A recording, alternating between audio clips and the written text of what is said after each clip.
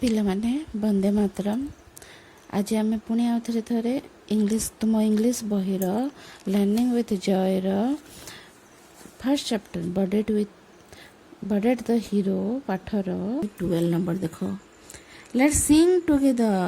ଏବେ ସଙ୍ଗ ଗୋଟେ ଆସିଲା ପିଲାମାନେ, ପୋଏମ୍ ଆସିଲା, ଦେଖ ଗୀତ ଗାଇବା ଚାଲ।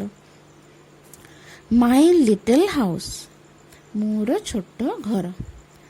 This is my little house. This is the door. The windows are shining, and so is the floor.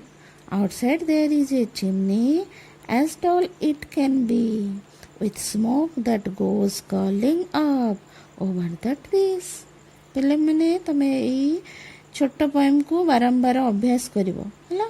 5 ଥର 10 ଥର ପଢ଼ିବ ଘରେ। ଦେଖ ମୁଁ ବୁଝେଇ ଦେଉଛି। This is my little house, ଏଠି ଦେଖିପାରୁଛ ପାଖରେ ଅଛି, ଏଇଟା ହେଉଛି ମୋର ଗୋଟେ ଛୋଟ ଘର। ଦିସ୍ ଇଜ୍ ଦ ଡୋର୍, ଘରରେ ଫାଷ୍ଟ ପଶିବା ପାଇଁ କ'ଣ ଥାଏ? କବାଟ ଥାଏ। ଡୋର୍ ମାନେ କ'ଣ? କବାଟ। The windows are shining, window ମାନେ କ'ଣ? ଝରକା। ଝରକା ଗୁଡ଼ାକ କେମିତି କରୁଛି? ସାଇନିଂ କରୁଛି।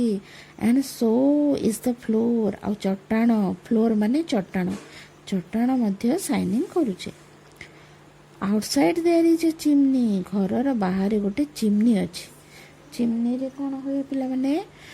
ଘରର ଯେଉଁ ଧୂଆଁ ମା ମାନେ ରାନ୍ଧନ୍ତି କି କ'ଣ ହେଲା, ସେ ତ ଧୂଆଁ ସବୁ ବାହାରକୁ ପଳେଇଯାଏ ଚିମ୍ନି ବାଟେ। Age tall age eat can be, ଆଉ ବହୁତ ଲମ୍ବା ଥାଏ, ଘରୁ ପୁରା ଉପର ଯାଇଥାଏ, ଆଉ ନଳୀ ଗୋଟେ ହେଇଥାଏ। Age tall age eat can be, with smoke that goes curling up over the trees, ଆଉ ସେଇଟା ଧୂଆଁଟା curling up ମାନେ ଏମିତି ବୁଲି ବୁଲି ବୁଲି ବୁଲିକି ଉପରକୁ ଉପରକୁ ଉପରକୁ ହେଇକି ପଳେଇଯାଏ। ଗଛ ଉପରକୁ ମଧ୍ୟ ଓଭର ଦ ଟ୍ରିଜ୍, ଗଛ ଉପରେ ମଧ୍ୟ, ଗଛ କେତେ ଡେଙ୍ଗା ଥାଏ, ଗଛ ଉପରକୁ ମଧ୍ୟ ବୁଲି ବୁଲି ବୁଲି ବୁଲି ରାଉଣ୍ଡ ରାଉଣ୍ଡ ହେଇକି ପଳେଇଯାଏ। 12 ନମ୍ବର ସରିଲା ପିଲାମାନେ।